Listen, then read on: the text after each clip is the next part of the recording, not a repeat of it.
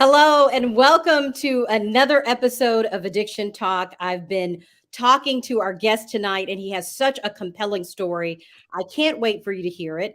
And if you've ever watched the show Bling Empire, then you definitely know about my next guest. Take a look.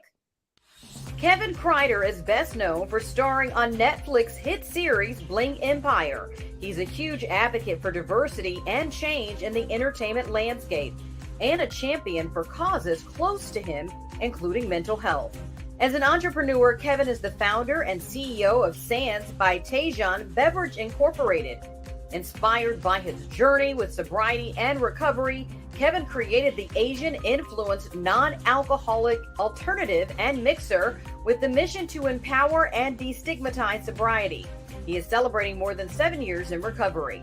Addiction Talk starts now.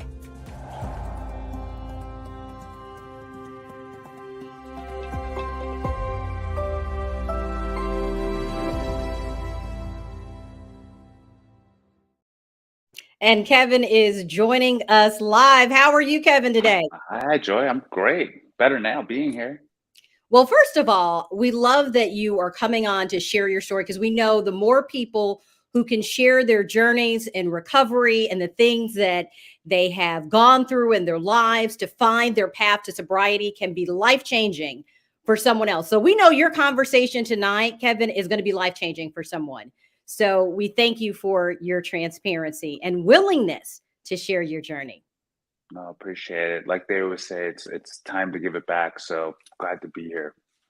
Well, first, I know many of us know you from Bling Empire. You know, you're on that show.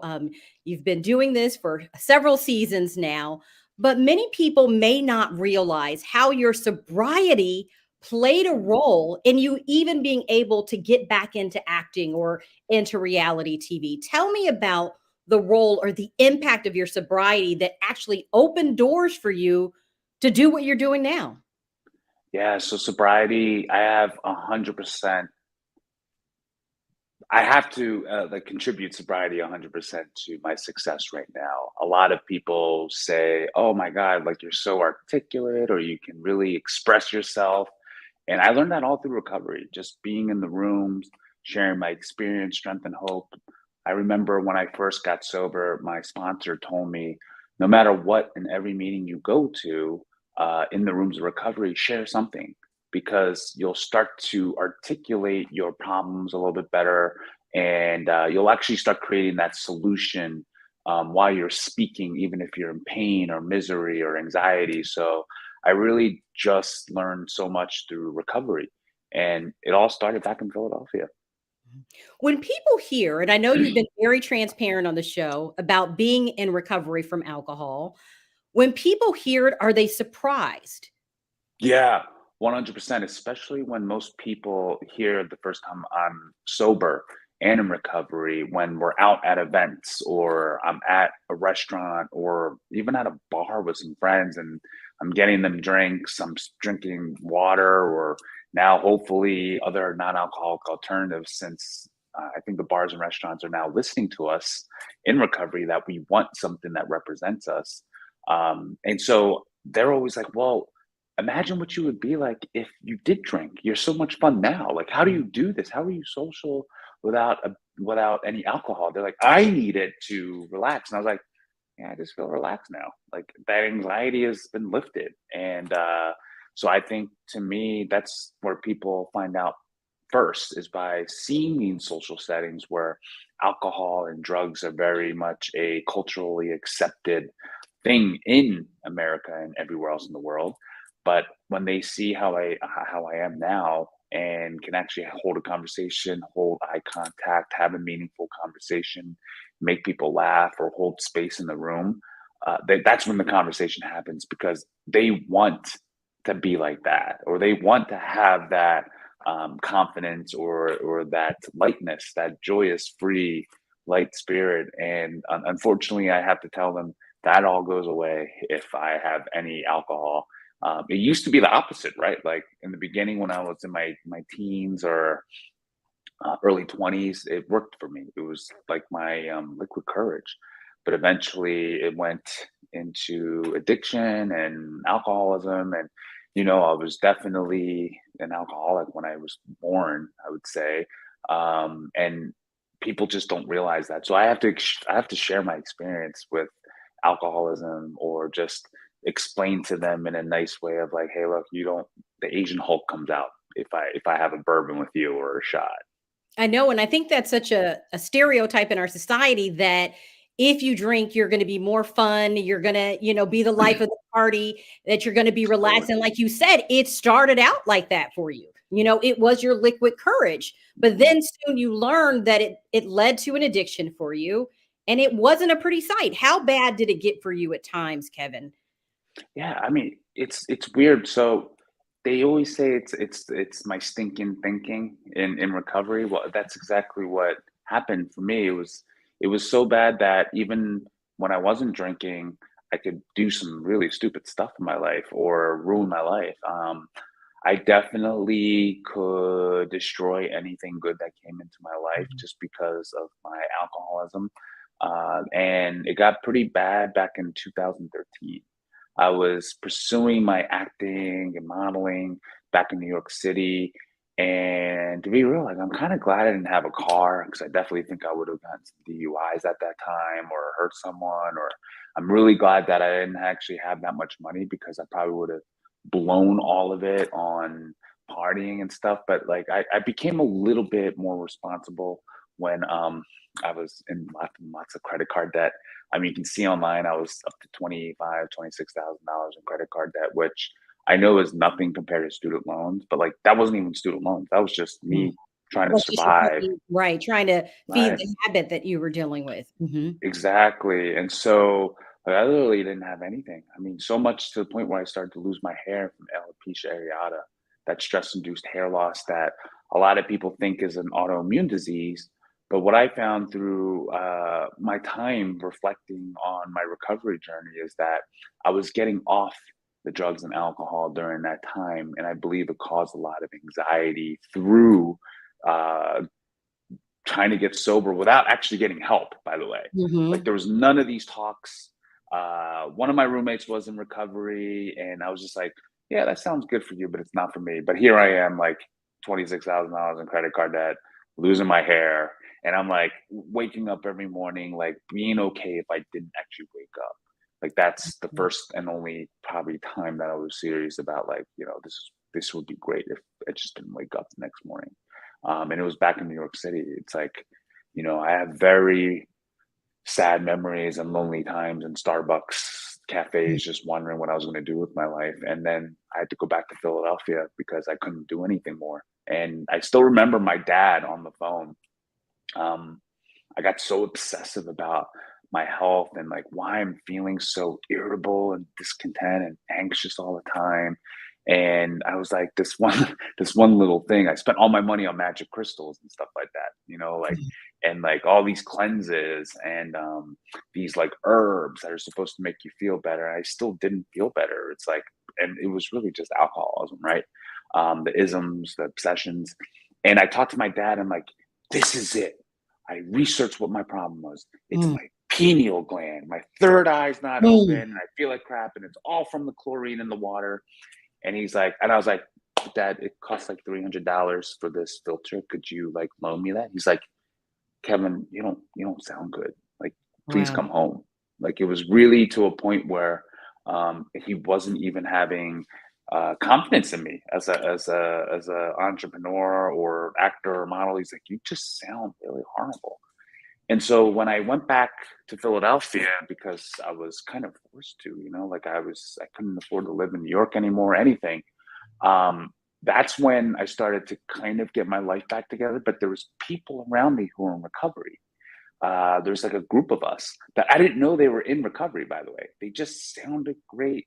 And I loved the lives they were leading back in Philadelphia. They had really cool slogans, like one day at a time. And I was just like, that's cool. Like, where did you get that from?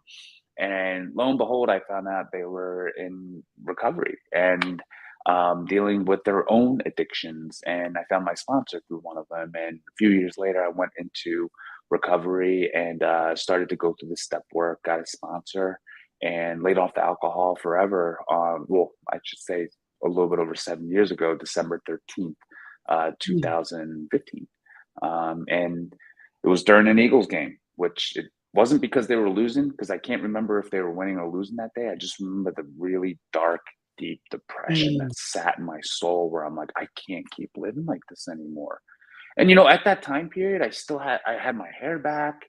I had a girlfriend at the time. Like I was doing okay, but it's just that I was just so sick and tired of being sick and tired all the time. And I tried everything. I spent my money on everything, trying to feel better.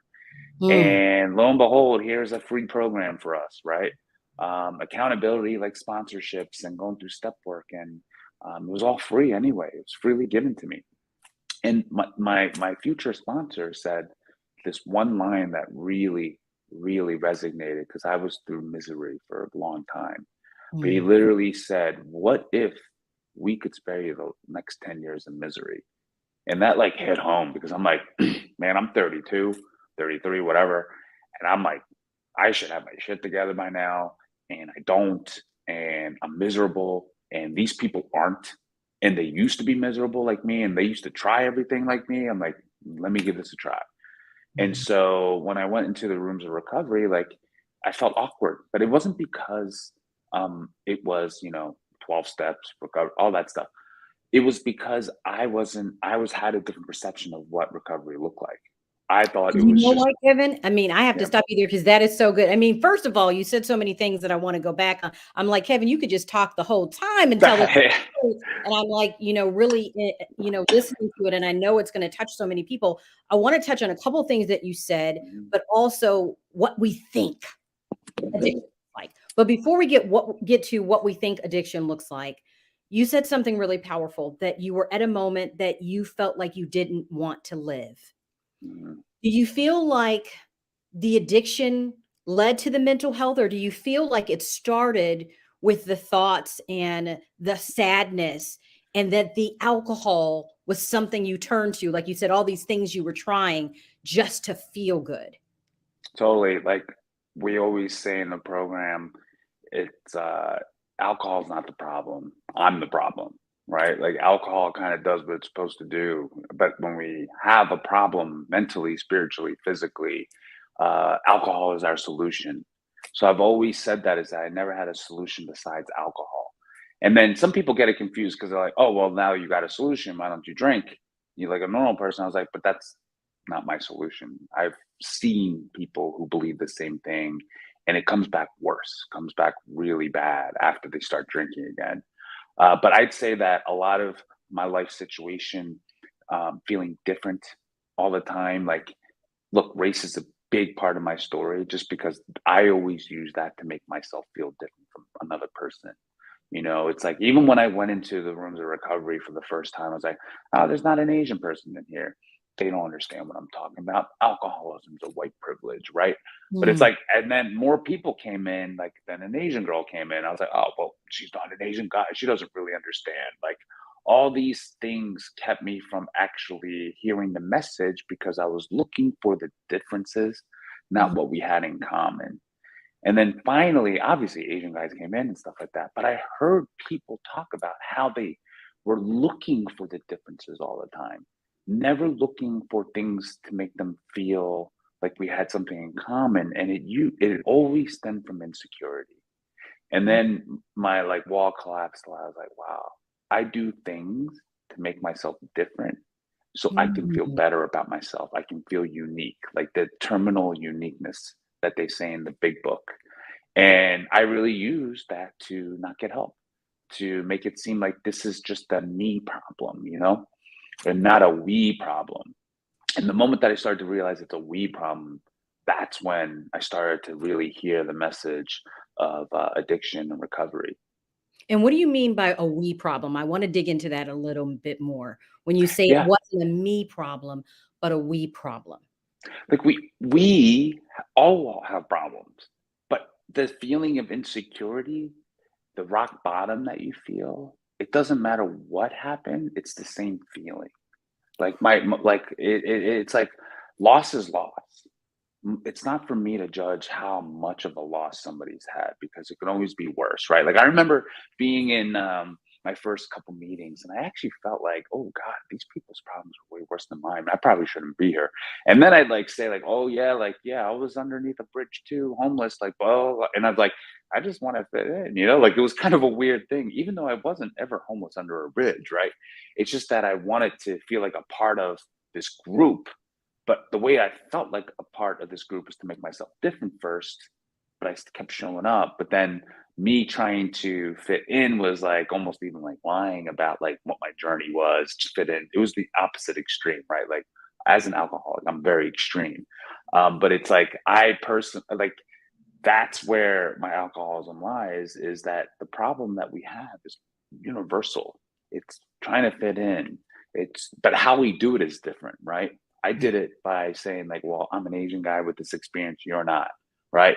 Other people can be like, well, I'm a pregnant mom that has 12 dogs and you only have 10, like, but it's the same feeling. Like it's the same way we try to solve our problems. It's just by trying to numb these problems that we Mm. have or these emotions that we weren't taught how How to to deal with them. process them.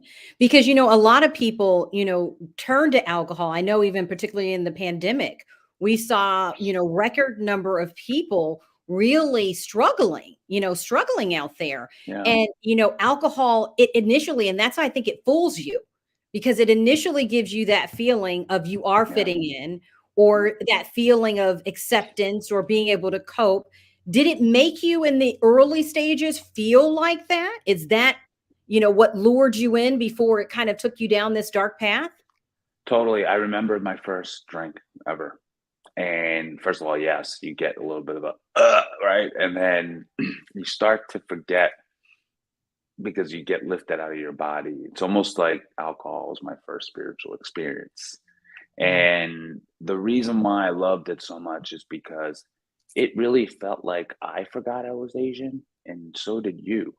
It mm, really felt like you forgot that I was Asian. I felt like I was you. You know, we had something in common. It was alcohol.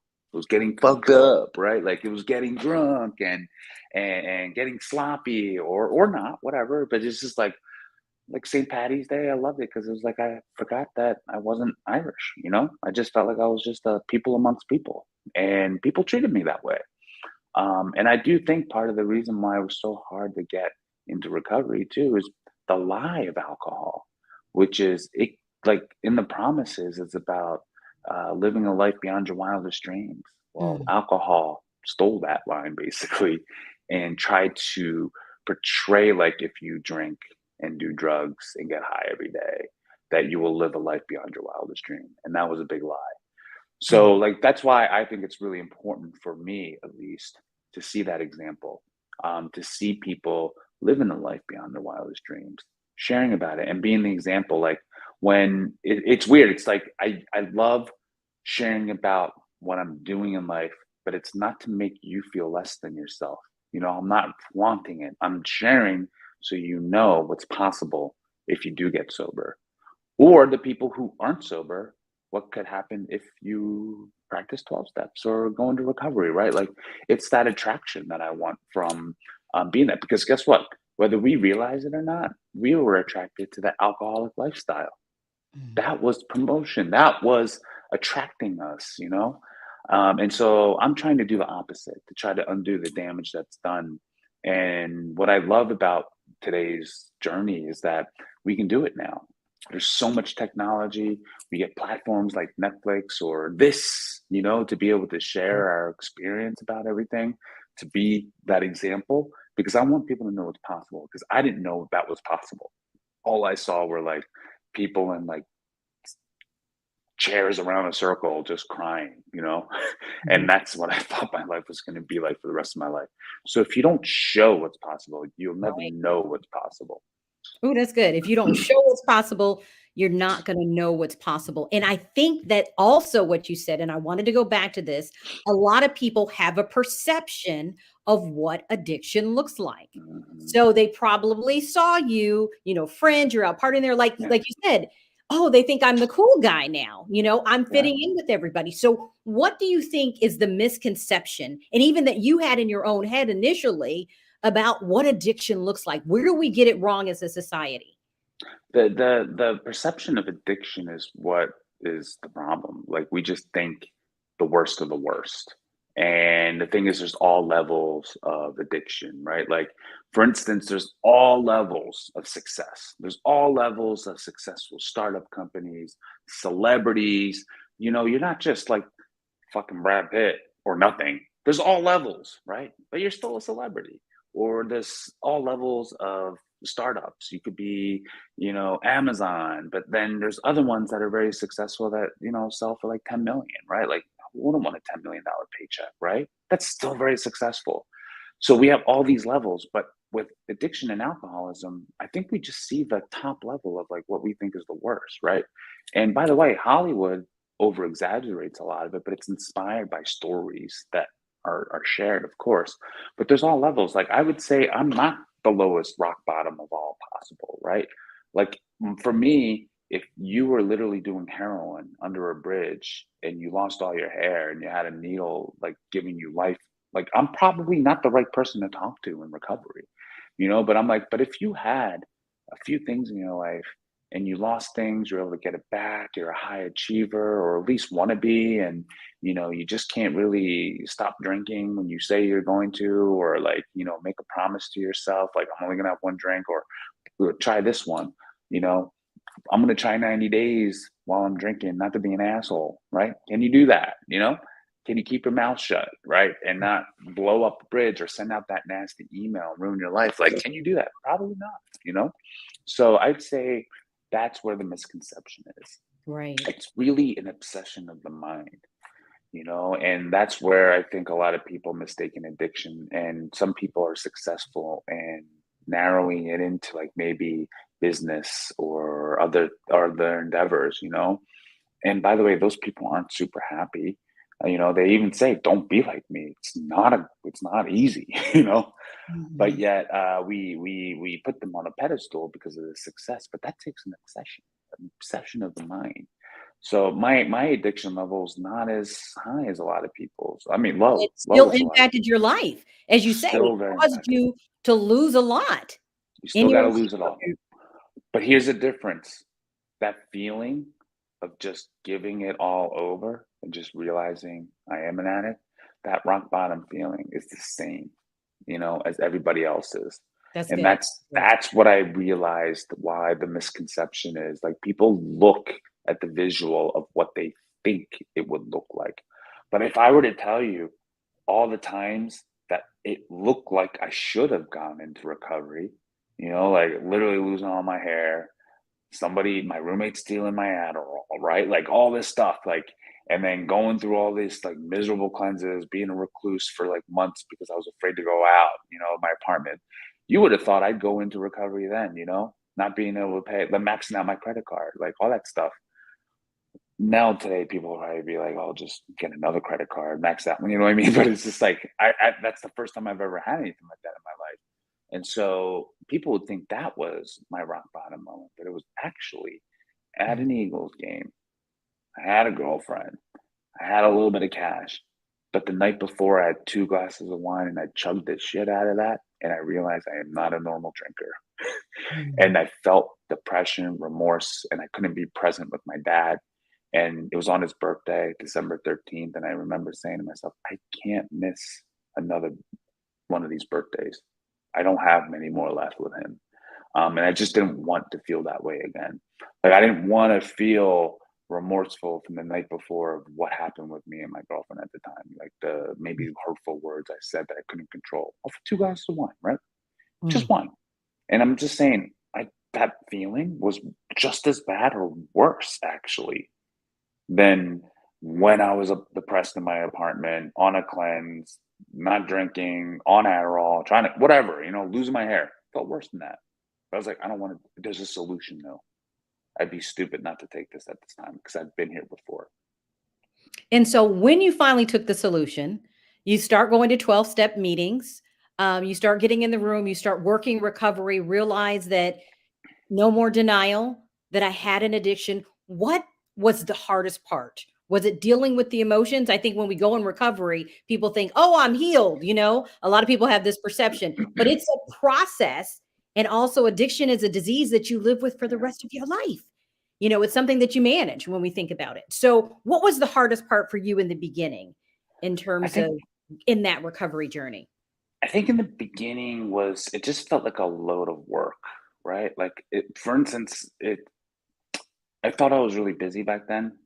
I wasn't really that busy when I really looked at it because the moment that I started going to meetings every day, getting a sponsor, going through the steps, talking to other people every day about recovery, things just seemed to kind of slow down and I had more time during my day. It's weird. It's like this mind was going so fast, and then all of a sudden, recovery just was like, woo. Mm, Things started to slow down. Like I was like, wow, I have some hours in my time. Like an hour going to a meeting a day for a while in the beginning didn't seem like a big burden anymore. It's like I could do two if I wanted to. All of a sudden, I went from like I can't even do one meeting a day to like, oh, I have time. Let me go to another one. Um, that was the hardest, is to actually just really jump in and trust that this mm, feeling of a spiritual enlightenment was going to happen on the other side. And knowing what my life would be like without alcohol or my addiction, because, like I said, it was my crutch for the longest time. Like, I have empathy for those who are afraid or don't want to give it up, because I too was there. That's my identity. I was the party guy. I was the guy who could literally shotgun a beer faster than even the biggest Irish guy, right? Or like the guy who had the kegs, or the guy who had the best bourbon, right?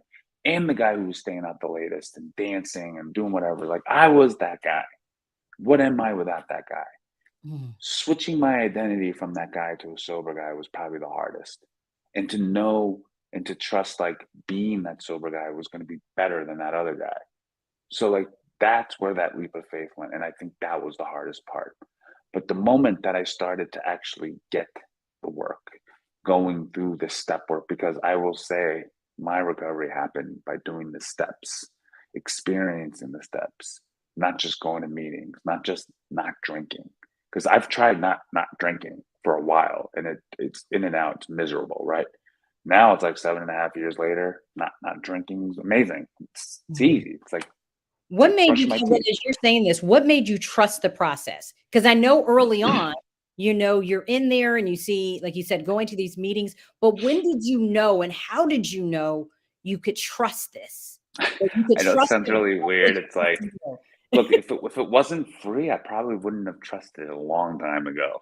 Mm, Just because I'm like, oh wow, it's free. Like, I am feeling just a little bit better at times. Like, even if it's just like vomiting during meetings or whatever, hearing people cry. But I really do think it was getting a sponsor, like somebody who walked me through it, that really made me trust it, because I really looked at the people that were there to help me, and they had no agenda. It was like the first time in my life they had no agenda. All they wanted to do was to see me get better. And when I went into recovery and 12 steps, I always thought somebody wanted something from me. That's how egotistical I was, right? Like, mm, my ego was so big. I'm like, man, don't you guys know me? I used to be a New York model. I was an actor. I'm better than Philly. Like all this shit. Like, it was just like high and mighty, right? And it was until I got a sponsor that really wanted nothing from me except to make me feel better, lead me through the steps, be a lending ear, give me some really good, helpful advice. And it wasn't like business advice, it was like just feelings and relationship advice, stuff like that. That I realized, wow, these people don't want anything from me except for me to get better. Like, what is this? And so that spark really kind of made me keep coming back to the rooms and saying, like, they don't want anything. They want mm. my number, but I thought it was to like sell me on stuff. No, they just were like, hey, call me anytime. You know, it's just pick up the phone whenever you feel antsy or like feeling like you're about to like jump out of your skin or get wasted. It was like And having that community around you of people that you felt like, hey, these people genuinely are invested, in me, in me. And it's so interesting because we always tell people the importance of community in totally. recovery is like huge. And a lot of people talk about that. But I also wonder, as you were going through this recovery journey, did a lot of emotions and things come up from maybe your childhood, just different things? Because you talked Yeah. about the mental health. So could you talk about that a little bit? Because I think as you start to go through the steps, or if you go to rehab or however, and you start to work in your recovery, a lot of people find that a lot of stuff comes up that they have to find a way to process and get through. Yeah, totally. One of the biggest things for me is actually when I went through step 4. Looked Mm. at my inventory of like why I'm resentful or angry, all that kind of stuff. What I'm And tell us what fearful step of. 4 is for people who don't know, just to It's make take sure. yeah, it's taking your moral inventory, just writing down pen to paper, like I said, your fears. What do you fear? What is your resentments? Who do you resent? What do you resent? Right? And what are the other ones? You know, you take your sex inventory, right? Like, have you harmed other people in relationships? And you got to go through it all. But it's not just vomiting of like what this person did to me. Then the next part is like, well, what's your part? What did you do? Like, what did it affect in your personal emotional state? Was it your emotional? Was it your self-esteem? Was it your ego? Was it your? I mean, ego is kind of a simple word to explain all of it, but it gets very specific. You know, was But it you your had to fear of go loss through of money? that with yourself and Step by literally step. take all that. And what was that like? What was the hard part about that? And what things started to Oh, come up for you? I was miserable. The hardest part is that I had a girlfriend at the time, and then I'm going through this moral inventory, and it was very depressing. It was actually, pride in reverse, right? I start to get really bad on myself and think it's because I'm such a better person. I shouldn't be having all of these problems or these resentments, still ego. But then I remember I was in the laundromat back in Philadelphia doing my laundry when I was going through step 4, and I felt a dark cloud all of a sudden just hit, like this Mhm. spiritual light was gone for a while because I was holding on to all of this and it was coming out on pen and paper. Mm. And I And what were you realized, oh, holding on to? What do you feel like you're holding on to? I was holding on to a lot more resentment than anything, than fear. I know a lot of resentment comes from fear, but like I would just say a lot of resentment, just thinking that the world owed me something, Mm. or that the people in my life owed me something, or just couldn't see that I was the problem in things. And that was the hardest thing is to actually take responsibility. It's easy to, the first part is what's the resentment? Why do you resent it? That's the easiest part. But then when you have to say like, well, what's your part? I'm like, ooh, I want to get back to this later, you know? And so that was the hardest part was to really investigate in a reflective way without beating myself up, even though I did. Like what did it affect for me? Was I fear that I wouldn't get my next paycheck? Was I fear that I wouldn't have a good personal relationship with my loved ones? Like it was a lot to hold because my inventory was like this big. Like I went through it in like 6 hours with my sponsor, because then you got to share it in step 5 to your sponsor. Was any of it did you find related to your childhood, and being adopted or any of did was that also did that was that a thread in there for you? Almost all of it was from my childhood. And when I mean childhood, I even mean through college, right? Because the same stuff happened and just kind of carried on in college, right? Like, first of all, like there was a long time that I resented being Asian. Mm. Like I resented being Asian. I resented my mom at some point. I resented my girlfriend for a lot of different things. I resented grade school bullies, you know. I resented like everything, everything. And that was the hardest thing to really, really put on pen and paper. It was like, wow, Mm. it's amazing I'm still alive because I resent almost everything. And Mm. it's just like I had to deal with that and get better. But yeah, it's weird because through the resentments, that's where you find where the chaos is made, and that's where you find you owe amends to people or places or things, whatever. And then cleaning all of that up is kind of where the spiritual experience started to happen for me. I started to become a better person, even. So you're looking at this inventory of your life through the steps, seeing the resentment you have, and owning what part you played in it and that it was even there. Because I'm sure even acknowledging, I'm mad at my mom, I'm a little Yep. mad at my girlfriend, like having that and having to process that Right. and deal with it and then come on the other side of it and make amends. Do you feel that that's where I know you described it, you had this spiritual experience at some point. Do you feel that that began to cause you to have a spiritual experience? Or when did you start to realize that these steps were literally changing your life? I realized during the amends process is step 8 when I had to make a list and then start doing it. The first thing that I had to do was make amends to my family. And actually, that's when the real heavy burden started to lift. The weight of the darkness started to lift from doing step 4. And then it sounds really mythical and magical. And it really did feel like it at the time. Like seriously, I don't think I could go back and feel that again, but it really did feel like all of a sudden it was like I didn't have like a 300-pound boulder on my shoulders anymore, or a Mm, dark cloud around me. Like it just felt so much lighter. And, I didn't feel so depressed about my actions because when you have that connection, when you're making amends to someone, especially someone you love, um, you start to really see their souls and they get to see your soul when you do it in person. Did it with my mom, did it with my brother, did it with my dad, like all these people that I owed an amends to. And you could just tell they really care about you and that actually you caused them a lot of emotional harm. And so to know that and to know that, and for you to know that they know you're getting better really just gives you a sense of relief. Like I do believe through the steps you just become a better person and that just feels better, I'd mm. say. I did some really shitty things in addiction, and that didn't make me feel good. And then my sponsor always said, "You have low self-esteem, and the best way to build self-esteem is to do esteemable acts." And Mhm. I took offense to that. He's like, Of course I do esteemable acts. I'm a personal trainer. I'm modeling to make Asian men look good, blah, blah, blah." And he's like, "Is that really esteemable? What have Mhm. you done in your past that didn't make you feel esteemable? Those are all good things to do. But what did you do in the wreckage of your past that you might be holding on to?" And there's a lot more than I thought. And that's the thing. Started to work through that process, started to do some amends, started to even become better. And then I realized like a lot of the things that even like my partner at the time, my girlfriend, like it wasn't her that I resented really. It was the things that made me fearful, like, I resented like rich people or something, or money or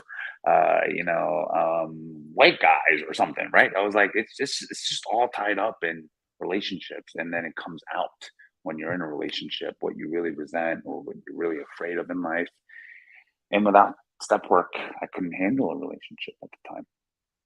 Wow. I also wonder, as you're saying this, because one of the things that you mentioned is the identity of being Asian, and Asian American. So, did that come into your process? Because you said there was a part of you that had felt that at some point in your life. Did it help you through the steps to even embrace who you were, your identity? Yeah, it was amazing how much my sponsor was just like, "Yo, you take on a lot for Asians or being Asian. It's not for you. It's not your responsibility." And I was like, "Wow." Mm. It kind of hurt a little bit. So I was like, "What do you mean?" You know. But also too, being in Philadelphia at the time, I was kind of in a little bit of a bubble. Like, there's not a lot of Asians in Philadelphia at the time, back in 2006 when I grew up, or even in 2013 when I came back to Philadelphia. I was starting to find more, but we weren't hanging out on a regular like I am now in California. Like we hang out on a regular. It's like almost like that's all I hang out with now these days. But we didn't have that community to be able to do You were that or talk. shouldering, like you were shouldering, like you have to be the Asian American representative, like you have to do everything. Is that Yeah, kind of what you were feeling? yeah, and that was just all just trying to feel like I belong. Like that was all ego. But like when I switched it to, wow, I can really help people. But I Mm. only learned that through recovery. How just sharing this could help other people. Your story, your life experiences can help other people before you. And there's always people who are in front of you that can share their experience to you and help you out. So I didn't really realize what sharing your experience could do until I came into recovery and learning what it was like to actually give back or be of service to people, like truly be of service to people, right? And I learned that. And so I started to do that in the world. And it changed. It went into like, I need to be this guy to I need to be just of service to the community. And then that changed a lot of things. And I got to tell you, it's still tricky for me to this day because, like, obviously, I'm more in the public eye now. There's a lot more people that maybe want to take advantage of you, use your social identity to help them for their own benefits and really kind of screw you over or whatever. But the difference is, I Mm. realized that I was at least trying to be of service. And the hard part was for me to just let go of that, just be like, it's going to happen. I'll pray for those people. But it's just like, now what are my actions? This is the difference in the program. What are my actions? Okay. My actions is I complain a lot then. Okay. Realize I complain a lot. What can I do with that complaining instead? What can I do to help myself out, my community? Who are the right people to really help out in the community I now? bet you trust yourself more now, because You I gotta think trust that as you yourself. go through this process and going through, whether it's in recovery, you're going through the 12 steps, that you begin to trust yourself more and getting to the point of what I think is amazing, because this journey not only helped you to get back into acting and getting Mhm. on the hit Netflix show Bling Empire. You said that probably wouldn't have happened had you not gone through this Wonder. recovery journey, but also you became an entrepreneur. And not only did you become an entrepreneur, but you decided to create something to help people who were in recovery, which Yeah. I think is like, how did that happen? Did you have a light bulb moment that I don't just want to be of service, but you know what? I'm going to be a problem solver and create solutions to help more people that are just like me. I did. In a nutshell, I can look back on my life and really track down the moments. And it was intentional, though, to be of service to a community, the Asian community, to share my experience, strength, and hope with them. Not in recovery, but also being an Asian guy. And what could I do to get out of that depression and anxiety, or get out of the unmasculine, undesirable, sexy, like unsexy Asian guy into the other guy, right?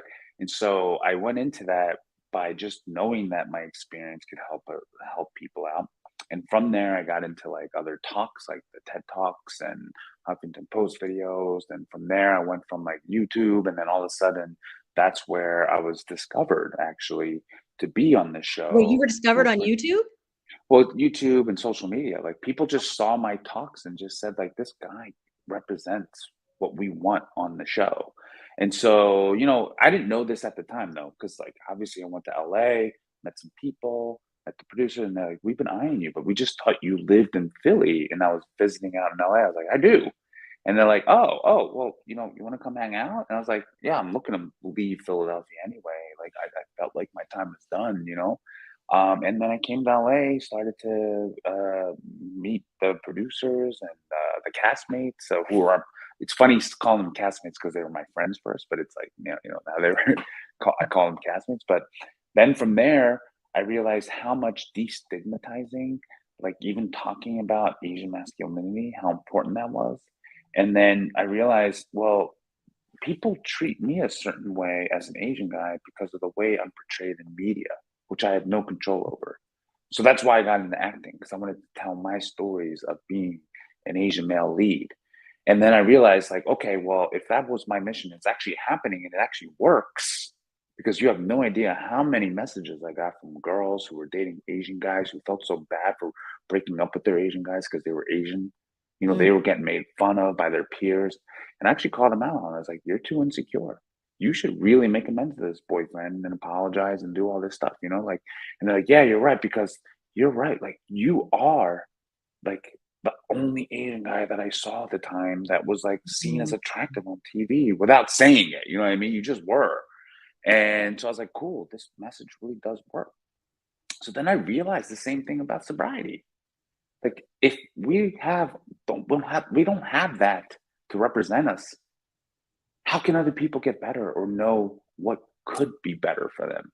Right. So then I was like, okay, well, how am I going to do that? I can't just talk about it all the time, right? Because that doesn't reach as many people as I'd like. Then I saw these non-alcoholic beverages show up, and I thought it was bullshit, because I'm like, yeah, they're not even sober. These founders, they're just trying to, it seemed like they're just trying to cap off of something that they thought they could make money off of. And unfortunately, I know I need to switch my mindset with this. They are doing that. Capitalism. They're making the money.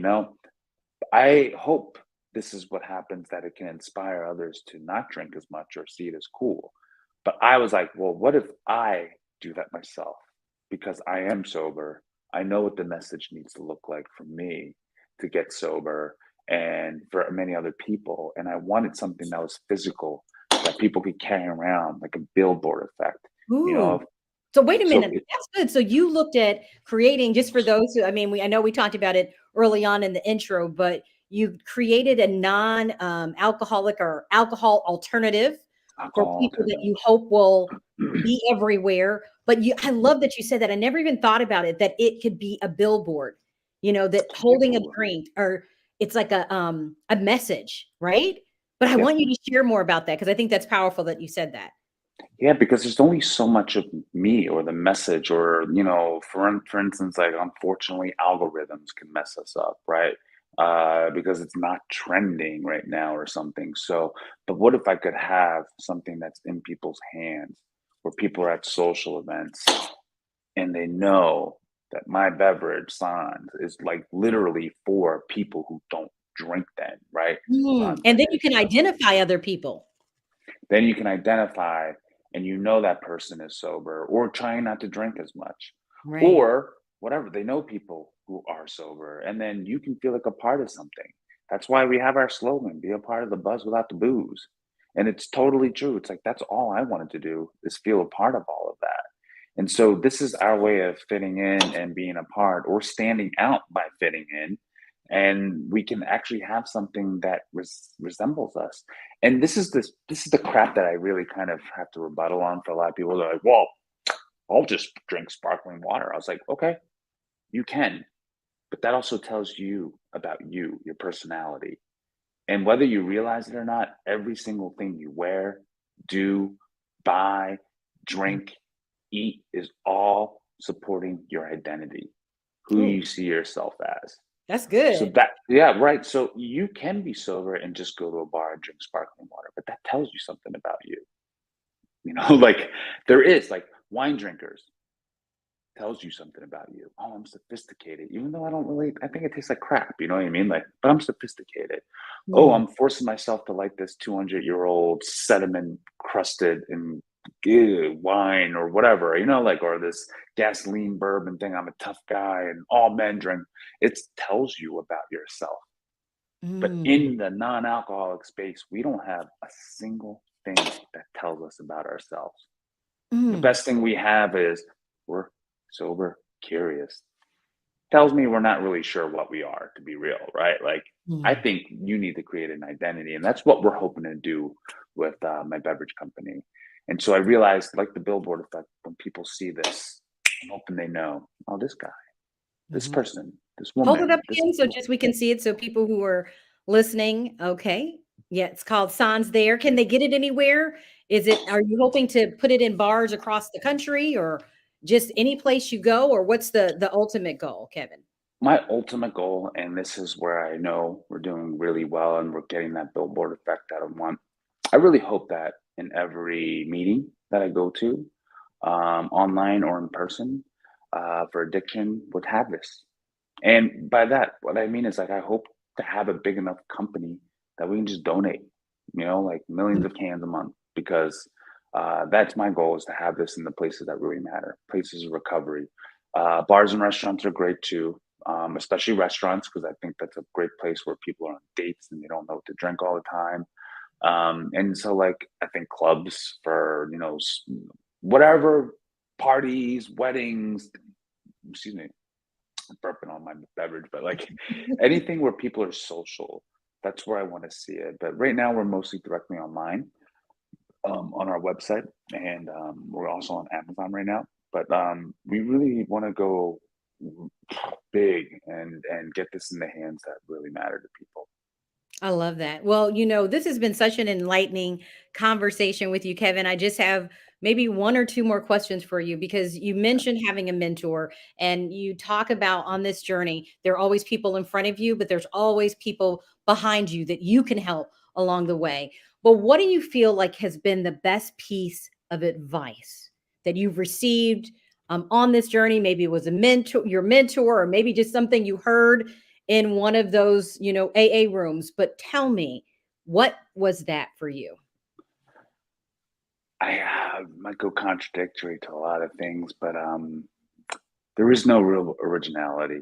Like, I don't have an original thought. Everything I'm just telling you was passed down from people, experiences I've had, and I'm just sharing in my own way.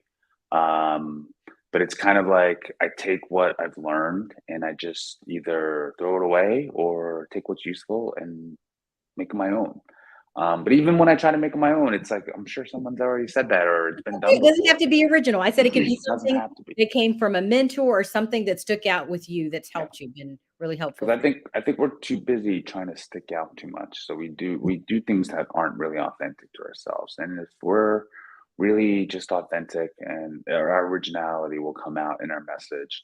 I don't really script any of these talks. I just know bullet points. I like to talk to people and things come out. And I'm not worried about what I'm going to say anymore because I'm like, you know what? I have my you, the screen, myself, and my higher power in this. And it's just like I don't even have to think about all of that stuff anymore. Well, I love that. And I think you know what I think as I'm hearing you, it's some of the message that you got was authenticity, being yourself, showing up what you said tonight, showing up, doing the steps, and realizing that there is a great life.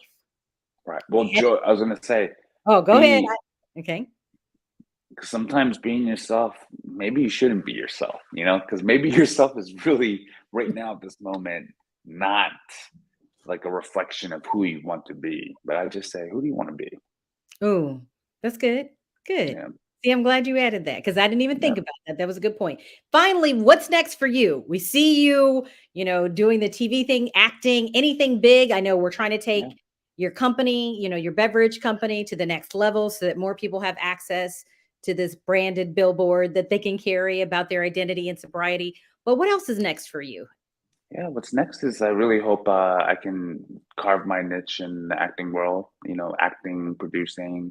My girlfriend and I started a production company just to tell Oh, Asian lead love stories, and we want to be known as that company that can develop and go out there and make movies that could reshape the way Asians are told in love stories. I think the biggest thing for us, we just want to be seen as like normal people going through very extraordinary different stories. And we really want to tell our own love story, which has to do with sobriety as well. So we want to bring that out to the world. Just working on a few other projects and, which is great. But yeah, I want to really carve my niche as like an Asian leading male I love it. in acting, yeah. I love it. Well, I will say this, you're definitely good looking. I did notice that. So I know that I know you said that was a concern about the Asian men. So I can attest, today, and I'm sure everyone looking, but just a side joke there. But anyway, thank you so much for coming on and sharing your journey with us. It has really been a blessing. And I know that so many people were touched here tonight, Kevin. So thank you everyone else out there who's been listening. That's going to do it for another episode of Addiction Talk. And everyone have a good night. Night.